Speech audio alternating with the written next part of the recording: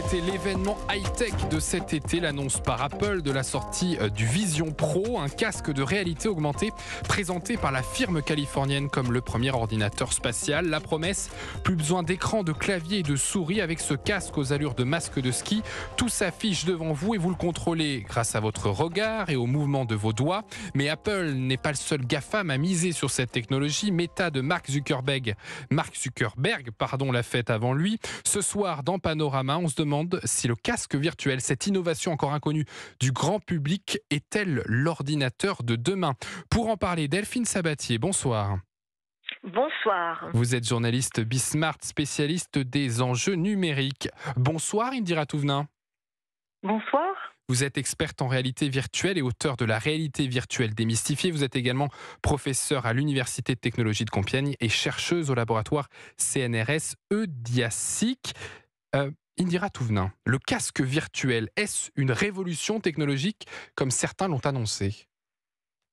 Le casque de réalité virtuelle existe déjà depuis quelques années, mais effectivement, le projet Orion, c'est-à-dire le projet d'Apple qui a sorti le casque Vision Pro, est vraiment une prouesse technologique. Il est doté de 12 caméras, 6 microphones, de l'eye tracking, du scanner LiDAR.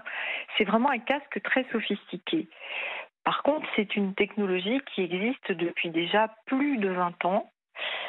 Et ce casque va permettre d'aller un petit peu plus loin pour explorer les environnements virtuels. Delphine Sabatier, même question. Est-ce que Apple, en sortant son Vision Pro, change la donne avec ce qu'on avait vu, ce qu'a dit Indira Touvenin? Ça avait été inventé avant, le casque virtuel. Mais là, est-ce qu'il change la donne avec la sortie de son Vision Pro? Vous l'avez dit, Arthur, en introduction, ce qui est intéressant avec Apple, c'est qu'il crée des concepts comme ça. Et donc, il a dit, je ne sors pas juste un casque de réalité virtuelle, mais je vais inventer l'ordinateur du futur, un ordinateur spatial. Et ça, en fait, c'est, je dirais, toute la puissance marketing d'Apple qui est capable un jour de décider, faire finalement la pluie le beau temps, mais de décider comment va se dessiner notre futur. Ça, pour moi, c'est la grande prouesse, je dirais, d'Apple, et c'est la grande réussite du dévoilement de son casque Vision Pro. Mais ça va prendre énormément de temps. C'est-à-dire que là, pour l'instant, il nous dit, OK, voilà une nouvelle imagerie futuriste que je vous propose, mais ça va pas être une réalité tout de suite. Oui, il y a une prouesse technologique, mais pour l'instant, elle va être encore très chère, inaccessible pour la plupart des gens. On est autour de 4 000 euros, je crois. En France, ça devrait être autour de 4 000 euros, je crois, le casque Vision Pro. C'est ça, donc ça ne va pas changer notre quotidien là tout de suite en 2024, parce qu'en plus, ça sort que d'abord aux États-Unis. Bon.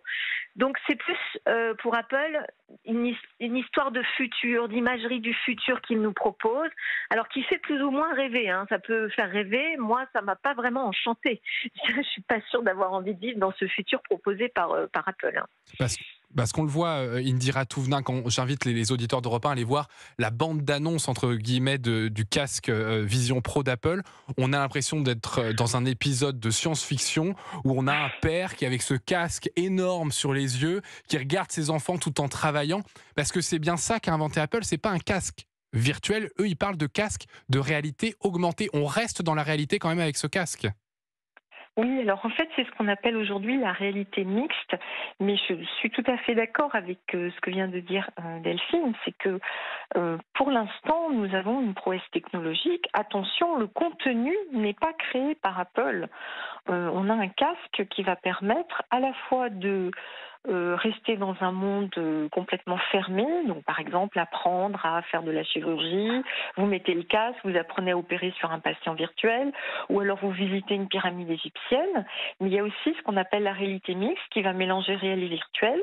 Vous visitez un nouvel appartement, vous disposez vos meubles virtuels dans un environnement réel et vous pouvez inspecter un avion, vérifier les circuits électriques, comparer des circuits prévus avec des circuits que vous voyez dans le monde réel.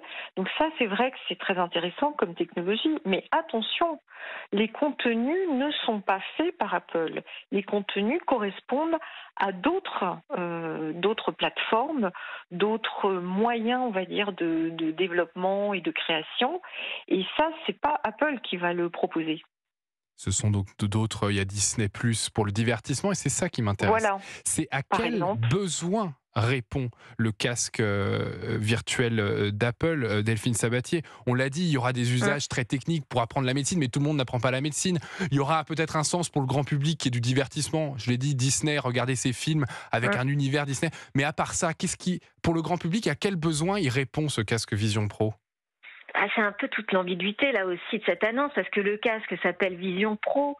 Indira l'a dit, les usages ils se passent aujourd'hui vraiment dans le monde professionnel. On voit ce qui peut être intéressant dans la santé, même dans l'environnement, pour se projeter, faire des simulations autour des problématiques d'écologie.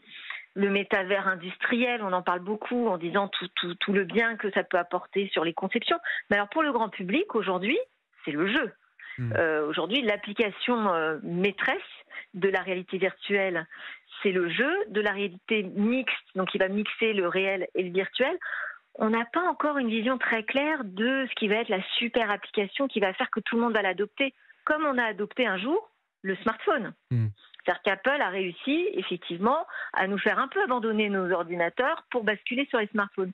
Qu'est-ce qui va faire que demain je vais basculer du PC, du smartphone vers cette nouvelle réalité? Je ne sais pas. Est-ce que regarder un film seul sur mon canapé avec un masque de réalité mixte, ça me fait rêver? Est-ce que c'est ça qui va faire que je vais acheter un casque? Je suis pas persuadée. On n'a pas encore trouvé la clé. Il y a tout un écosystème, comme dit Indira, qui doit se développer. Tout un écosystème technologique. Il y a un enjeu économique important d'ailleurs là-dessus. Et c'est aussi pour ça que Delphine Sabatier, ils sortent leur Vision Pro très très cher. Ça va être en fait juste pour les professionnels au début. Nous, le grand public, on ne va pas l'acheter en fait ce Vision Pro. Il est peut-être même pas destiné à nous, grand public. Oui, tout à fait. Il n'est pas du tout destiné à nous. Il est destiné en premier lieu à toute une communauté de développeurs qui va essayer de trouver justement quelles sont ces nouvelles façons de travailler. Quand Apple parle de l'ordinateur spatial, c'est en fait pas le remplacement de l'ordinateur, mais c'est plutôt une extension. Donc on aura toutes nos applications qui pourront s'afficher largement dans notre espace, autour de nous. Mais pourquoi faire? Ça, c'est les développeurs d'applications qui vont apporter la réponse. C'est eux les premiers destinataires de cette annonce d'Apple. Indira Touvenin, quand je parlais de révolution technologique, j'aimerais qu'on remonte un petit peu le temps quand Apple a sorti l'iPhone. Est-ce qu'au moment de l'iPhone, on se posait les mêmes questions avec le Vision Pro, c'est-à-dire à quoi ça va nous servir, ça coûte trop cher et il manque de développer des applications pour cet appareil en question? Est-ce qu'on a exactement les mêmes problématiques qui se posent au moment donc de la création de l'iPhone? C'est vrai que ça ressemble un petit peu à cette époque où on n'avait pas encore tout ce qu'on a aujourd'hui, les apps que tout le monde télécharge immédiatement, la facilité de communiquer les uns avec les autres. Moi, ce que je me dis, c'est qu'aujourd'hui, c'est une grande aventure qui commence parce que, en tant que chercheuse dans mon laboratoire avec des ZIC, CNRS, j'ai tout un musée de systèmes. J'ai des systèmes avec des fils, j'ai des vieux capteurs. Autrefois, le casque n'était pas en stéréoscopie. Il fallait se battre pour les calculs. Il ne faut pas oublier les progrès qui ont été faits avec à la fois les calculateurs, mais aussi les capteurs, les caméras, les moyens de faire du calcul d'image. Et tout ça, je dirais qu'en tant que chercheur et puis toute l'ingénierie de la réalité virtuelle, ça a été très très long, très difficile. Et là, on a enfin quelque chose qui va permettre justement de dépasser ces verrous. Alors par contre, tout n'est pas réglé parce que la puissance de calcul qui va être nécessaire, elle est très gourmande. Et encore une fois, le fait de développer des contenus pour l'interaction va demander de nouvelles compétences. Mais c'est très intéressant parce qu'il y a un nouveau métier qui va sortir qui s'appellera peut-être interacteur. Donc, comment créer une interaction?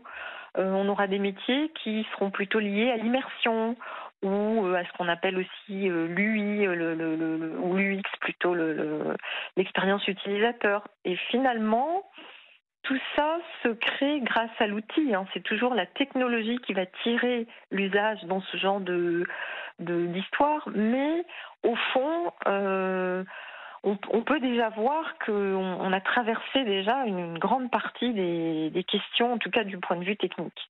Il y en a certains, quand on parle du casque de Vision Pro, toujours d'Apple, on parlera ensuite celui de Facebook, mais pour celui d'Apple, il y en a qui comparent ce casque de réalité virtuelle avec un implant crânien. Pourquoi est-ce que je dis ça? Parce qu'il pourrait comprendre, et il va comprendre ce que l'on veut avec le regard, c'est-à-dire quand on va pointer notre regard vers une application, il va aller sur cette application. Quand on va pointer notre regard ailleurs, ce sera pour aller ailleurs. Il y en a qui pensent même que la technologie pourrait se développer au point d'appréhender, avant même qu'on le demande, il va savoir ce qu'on veut. Est-ce que le casque Vision Pro, c'est les prémices d'un implant crânien qui n'est pas implanté dans le crâne, Delphine Sabatier? Bah, alors c'est peut-être encore aller un peu loin, mais c'est vrai qu'Apple nous présente là des nouvelles interfaces qui sont très naturelles. C'est-à-dire ce casque, on peut le piloter, vous l'avez dit, avec les yeux, mais aussi avec des tout petits mouvements de main, il n'y a pas besoin de grands gestes, et puis par la voix. Donc il y a vraiment une nouvelle façon, je dirais, de créer une intimité presque homme-machine, où ça va être beaucoup plus naturel de passer des commandes, d'interagir avec des systèmes numériques, et ça c'est super intéressant. Et c'est là où, en revanche, il y a vraiment des enjeux déjà aujourd'hui, parce que ça va changer notre société, ça va poser des questions de vie privée. On le voit déjà aujourd'hui, il y a des questions de vie privée qui se posent avec les grandes plateformes numériques, les réseaux sociaux. Imaginez demain avec des systèmes qui sont capables de traquer le moindre mouvement de yeux, de reconnaître nos émotions. Comment est-ce qu'on va contrôler tout ça? Comment est-ce qu'on va faire attention à ce que ces big tech n'en aient pas trop sur nous? Nous enferme pas dans des systèmes, ne joue pas avec une confusion émotionnelle. Qu'est-ce que le réel, qu'est-ce que le virtuel? Tout ça, c'est des défis qui se posent dès aujourd'hui. Il y a aussi des défis de santé publique. Vivre dans des mondes virtuels, c'est pas anodin. C'est intéressant quand c'est un loisir. On se dit voilà, je suis dans un jeu vidéo. Mais si demain toutes mes interactions passent par là, si je ne vois plus que la réalité à travers un écran, parce que c'est ce que propose Apple, je vois le réel à travers un écran. Qu'est-ce que ça change? Qu'est-ce que ça pose comme question par rapport à nos relations à nous entre êtres humains?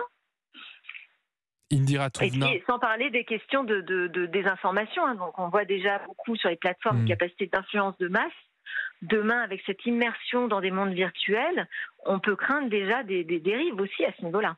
Indira Touvna, vous êtes d'accord sur les risques concernant ces casques de réalité augmentée? Oui, je suis entièrement d'accord et on rejoint le domaine de la cybersécurité en général, parce que ce soit le casque, mais que ce soit aussi les systèmes, on va dire, de surveillance qu'on a un petit peu partout, là c'est vraiment l'enjeu, on va dire, de nos sociétés. Par contre, on nous parle souvent, à nous chercheurs dans ces technologies, des risques, du danger, des problèmes. Mais en fait, c'est une technologie comme une autre, c'est-à-dire que c'est comme avec un couteau, on peut peler une pomme ou dépecer un homme. Et on voit aussi qu'il y a des possibilités très intéressantes, encore une fois, de découverte, de compréhension. On saute le pas, on va dire, de l'écriture. On peut faire comprendre assez vite, par exemple, à des enfants ce que c'est que l'intérieur d'un globule rouge, mais on peut aussi aller plus loin sur la compréhension de systèmes complexes en général. Et puis ce que je vois aussi, c'est le côté artistique.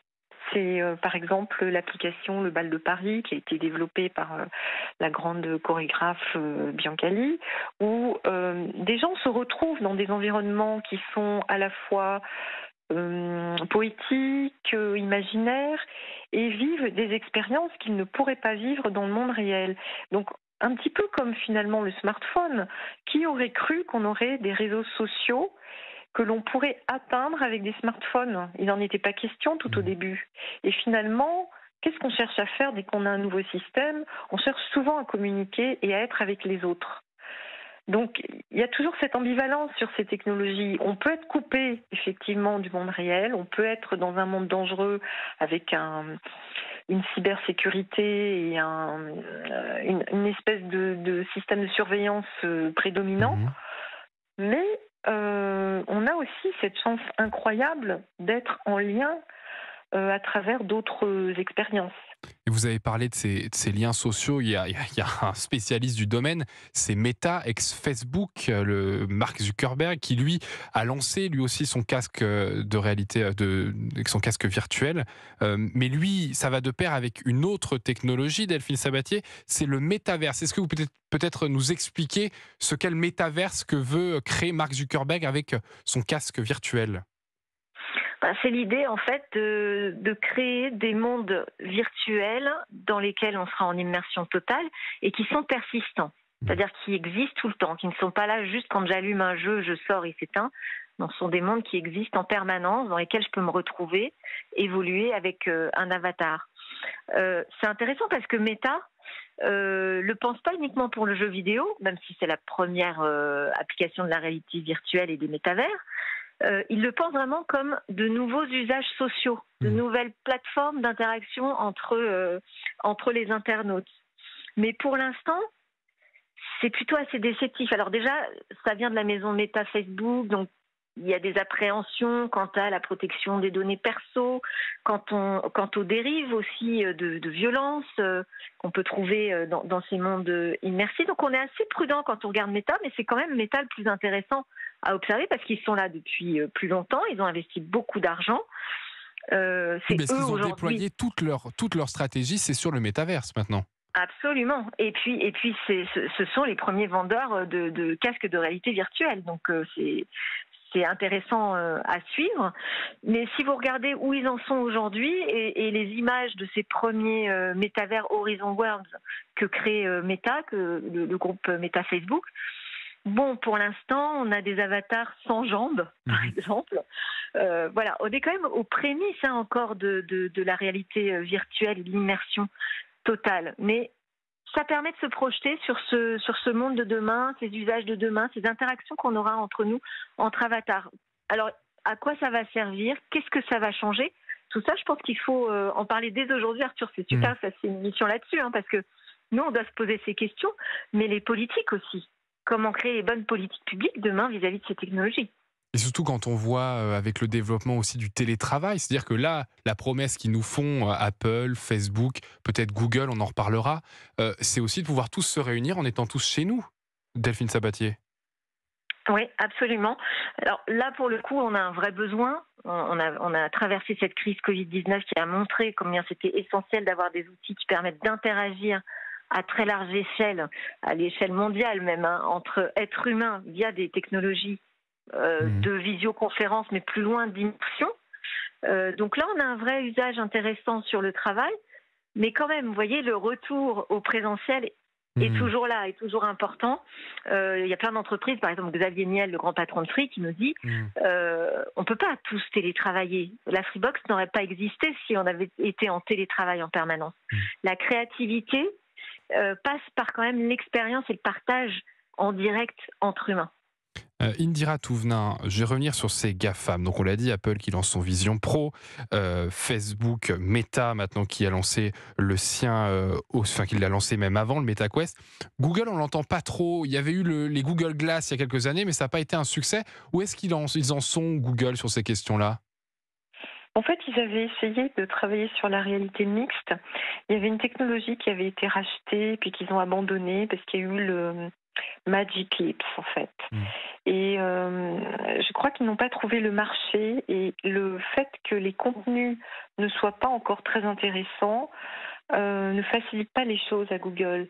Je crois qu'ils sont en observation pour l'instant, d'après ce que je vois. Et puis, ils sont intéressés par l'intelligence artificielle avant tout. Mais c'est intéressant de voir que justement les systèmes se développent. Comme toujours, on parle des capteurs, on parle de la boîte. Finalement, le casque, c'est la boîte.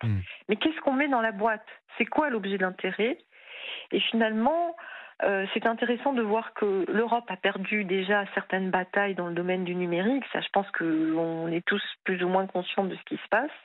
Mais par contre, les contenus sont largement développés par les Européens. D'une part, les développeurs, les créateurs de jeux vidéo sont souvent issus des écoles françaises en particulier. Les grandes références culturelles se tournent souvent vers l'Europe. Et je crois qu'on a quelque chose d'intéressant qui se profile puisque Une fois qu'on aura ces contenus, une fois que on saura comment vraiment présenter des choses intéressantes sur ces mondes virtuels, peut-être que là, ces boîtes, elles auront une utilité. Mais en fait, on a les deux qui se développent de façon, on va dire, différente. On a une belle boîte et puis ensuite on a un contenu. Puis ensuite, c'est l'inverse. Et aujourd'hui, je dirais que la technologie est prête, mais on ne sait pas trop quoi en faire et certains constructeurs sont en attente, même si on a déjà des casques quand même qui sont évolués, qui sont intéressants. Merci. Merci beaucoup Indira Touvenin, je le répète, vous êtes experte en réalité virtuelle et auteur de la réalité virtuelle démystifiée, professeur à l'Université de technologie de Compiègne et chercheur au laboratoire CNRS EDIASIC. Et merci Delphine Sabatier, journaliste Bismart, spécialiste des enjeux numériques.